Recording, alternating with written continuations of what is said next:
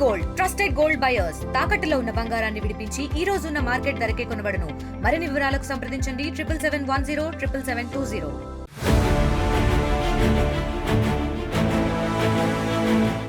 భారత్ కి గుండెలాంటి రాజధాని ఢిల్లీ ఇప్పుడు డేంజర్ జోన్ లో ఉంది. భారీ భూకంపం ఢిల్లీని భూస్థాపితం చేయనుందనే భయం ప్రస్తుతం వెంటాడుతోంది. ఉత్తరాదిన వరుస భూకంపాలు సంభవించడం ఆందోళన కలిగిస్తోంది. ఢిల్లీ పరిసర ప్రాంతాల్లో భూమి కంపించింది. ఆ తరువాత కొన్ని గంటల వ్యవధిలోనే బీహార్లో మరోసారి భూకంపం వచ్చింది.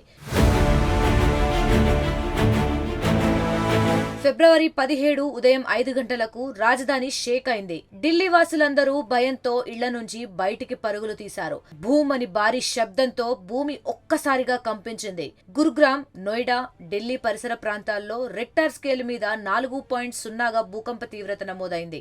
ధౌలాఖాన్ దుర్గాబాయ్ దేశ్ముఖ్ కాలేజీ సమీపంలో భూ ఉపరితలం నుంచి 5 కిలోమీటర్ల దూరంలోనే భూకంప కేంద్రం ఉంది. దీంతో పెద్ద శబ్దం కూడా వచ్చింది.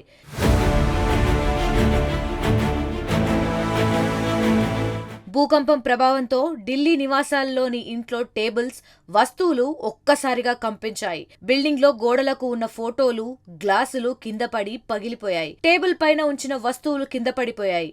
అదే సమయంలో భూమ్ అని పెద్ద శబ్దం కూడా వచ్చింది. తక్కువ లోతులో భూకంపాలు పుట్టినప్పుడు ఇలాంటి పెద్ద శబ్దాలు వస్తాయని నిపుణులు చెప్తున్నారు. సిటీ నడిబొడ్డున ఇప్పటి వరకు అంత తీవ్రతతో భూకంపాలు సంభవించలేదని, ఇది మరో భారీ భూకంపానికి సూచన అని శాస్త్రవేత్తలు ఆందోళన వ్యక్తం చేస్తున్నారు.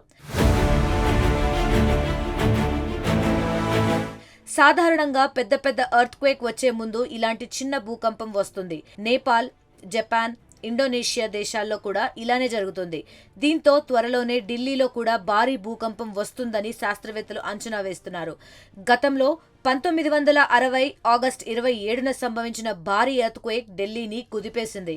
అప్పుడు రిక్టర్ స్కేల్ పైన 6.0 తీవ్రతతో వచ్చిన భూప్రకంపనలకు ప్రజలు వణికిపోయారు.